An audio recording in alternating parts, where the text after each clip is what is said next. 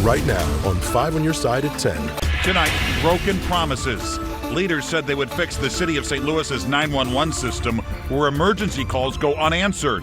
Our I-team finds out things have only gotten worse. Frosty Friday, at least for some of us. The trends that bring the pollen counts way up next week. But first tonight, delivery dupe. I'm shocked that that happened in our building, for sure. Details of the criminal posing as a delivery driver. That man posing as a food delivery driver to get inside a Central West End apartment building is now behind bars.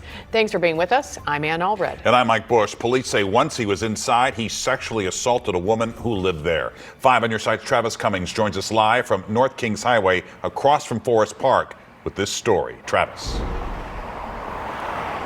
Mike and neighbors inside this building here say while that man has been arrested, they now have another thing to look out for.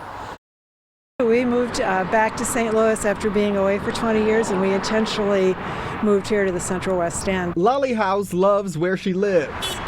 She finds peace in her condo on Kings Highway, even in the middle of the hustle and bustle. We bought it a year and a half ago, and we came back in October and moved in. House was shocked to hear about what happened inside the lobby of her building Wednesday, where a woman told police she was sexually assaulted.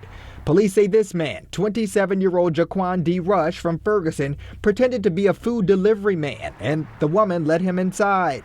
Once he was in, the woman says Rush exposed himself to her, grabbed her wrists, and groped her.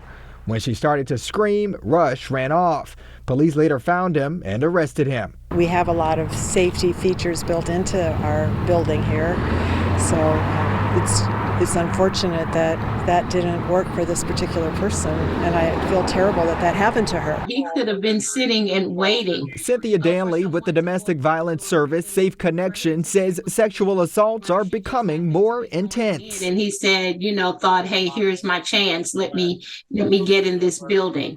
And with her screaming, that was great because she wasn't going to go quietly or whatever he was going to do to her.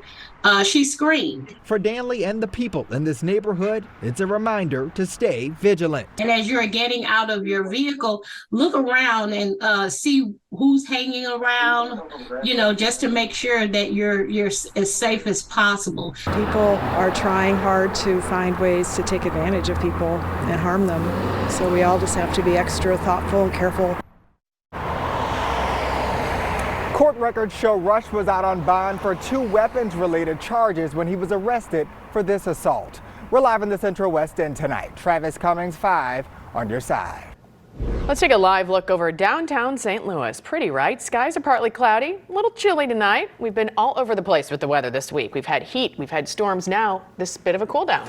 Let's get right over to our weather forecaster, Chief Meteorologist Scott Connell. And Scott, are we back in the sunshine tomorrow? Some of us will get a lot of sunshine tomorrow, especially north and northwest of St. Louis. For the metro area and points south and southeast, it's going to be a little more limited, similar to what we saw during the day Thursday. Now, we're cooling off tonight. Notice it's already down to 40 in Warrenton. Farmington's 42 degrees. The Chesterfield Valley at 41 right now. So some of our outlying areas really getting chilly. 47 now over at Lambert as you're looking at the airport where it's quiet. The winds are fairly light. And yes, we have a frost advisory showed to you again just north and west of St. Louis. And it now has been extended down into the Farmington area to Potosi and into Jefferson County, and Pike County and Montgomery County north and west of St. Louis have been upgraded to a freeze warning as temperatures will likely drop just below freezing for a bit early tomorrow morning. So another cold night, mix of sun and clouds. The clouds are thicker south and east of St. Louis, and those are the areas that probably won't see any frost early tomorrow morning. There is a warming trend into next week, and the quiet weather will continue for several more days. We're going to talk about the changes coming our way for next week in just a few minutes, Mike. All right, Scott. We are learning more about the 5 people killed in the storm in southeast Missouri. 3 of the 5 victims were related. Across the area, the cleanup continues, the community coming together to pick up and feed their neighbors. Ryan Henson was in Bollinger County today, and he joins us in studio now with more on the relief efforts. Ryan. And Mike, from Kansas City to St. Louis and all across the region, people are pouring into Bollinger County to help in any way possible.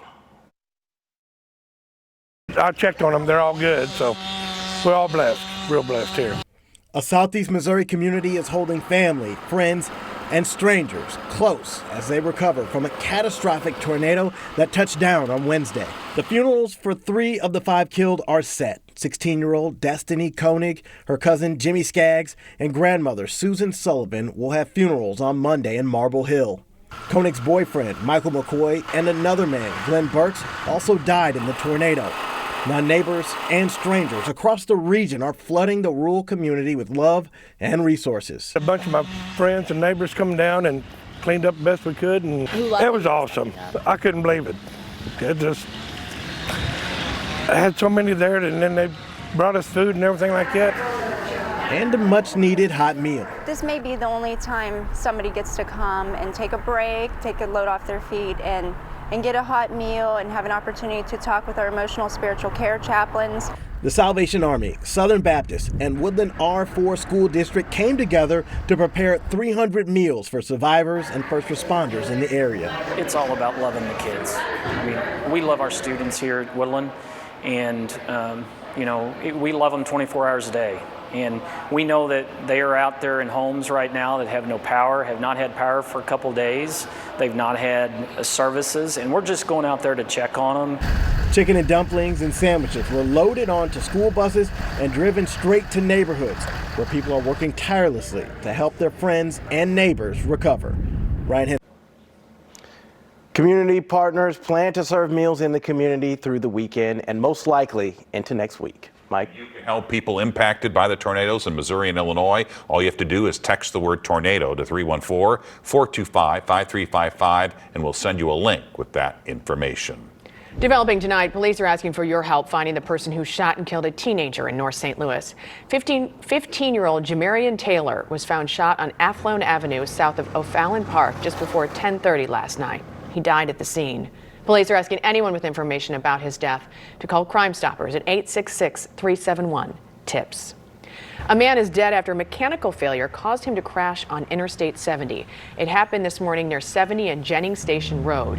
Missouri Highway Patrol says 60-year-old Allie Pope lost control and swerved into the path of a semi-truck. Pope and a fellow passenger were both ejected from their seats. Pope died at the scene, but the passenger is expected to be okay. Tonight, a search lasting nearly 24 hours for a suspect wanted in 2 separate incidents in Fenton is finally over. Police now have the man in custody. They say it started Saturday when he assaulted a gas station clerk at the Phillips 66 off Interstate 44 and stole some lottery tickets. Then Wednesday night, he broke into a couple's home and pointed a shotgun at them.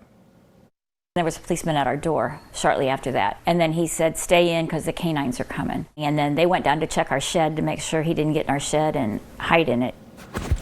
Police took the man into custody tonight in Jefferson County, and they credit tips from the public for helping in this investigation. Tonight, the Circuit Attorney's Office charged 53-year-old David Thompson for abandonment of a corpse. Early Tuesday morning, police found 47-year-old Glenn Williams' body rolled in plastic and a carpet on a back parking pad in the 3700 block of Dunica Avenue. Right now, the medical examiner's office is working to determine the cause of death. Anyone with information about this case is asked to contact Crime Stoppers. Again, that number 866-371-TIPS. Contamination concerns are still growing in St. Charles, and the EPA is taking action. This all goes back to contamination concerns at St. Charles Elm Point Wellfield. Now the agency is giving Ameren and the city 21 days to reach an agreement to decide how and when the cleanup process can begin. The city shut down 6 of its 7 wells due to contaminants found in the water. The EPA says Ameren, Missouri is responsible for the contamination and the cleanup. Us as the citizens, we're being held hostage in the middle. There's the city and there's Ameren, but they need to come up with something together to say, hey, we're going to come together, we're going to get this access agreement, we are going to clean up the contamination. 5 on Your Side reached out to Ameren, Missouri, which said, quote, we've been attempting to reach an agreement for months. The EPA says if an agreement cannot be reached, they will resort to enforcement options.